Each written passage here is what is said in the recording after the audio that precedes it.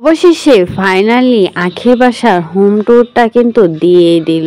অসম্ভব সুন্দর হয়েছে আখির বাসার হোম ট্যুর। যে যাই বলুক না কেন, আখির বাসার ফার্নিচারগুলো অনেক সুন্দর হয়েছে। আর আখির ড্রেসিং টেবিলটার কথা তো কি আর বলবো, অসম্ভব সুন্দর। তিশা অনেক কিছুই বলেছিল আখিকে নিয়ে, সেই আখি কিন্তু কোনো কথার পাত্তা না দিয়ে এবার ভালোভাবে তিশার মুখে জামা ঘষা দিয়ে দিল আখি। আখির ঘরের প্রত্যেকটা ফার্নিচার কিন্তু অসম্ভব সুন্দর। এই সবগুলো কিন্তু তার মায়ের ঘরে ছিল। আর যে বেডরুমটা দেখানো হয়েছে সেটা কিন্তু আখির বাসার ফাইনাল লুক। অনেক সুন্দর হয়েছে কিন্তু আখির বাসার ফাইনাল লুক। যাই বলুক, আখি ঠকে গিয়েও কিন্তু জিতে গিয়েছে, কারণ ঠকে যাওয়া মানুষগুলো কিন্তু কখনোই হেরে যায় না। আল্লাহ তাদেরকে দু হাত ভরে দিয়ে দেয়, সেটার প্রমাণ আখি নিজে। কারণ আখি অনেক কষ্ট সহ্য করেছে তিশার কাছ থেকে, অনেক খোঁটাও শুনতে হয়েছে তিশার কাছ থেকে।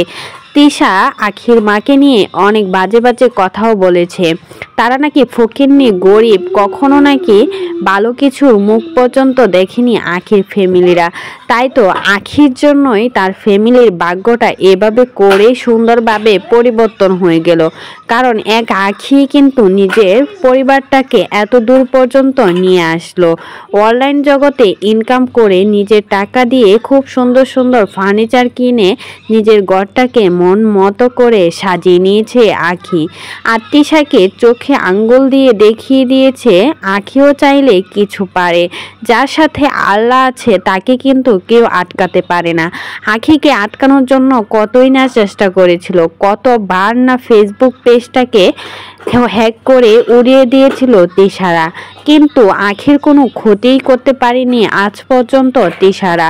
আর তিশা কখনোই কিন্তু আর আখির ক্ষতিও করতে পারবে না। আখিকে আল্লাহ এভাবেই কিন্তু এগিয়ে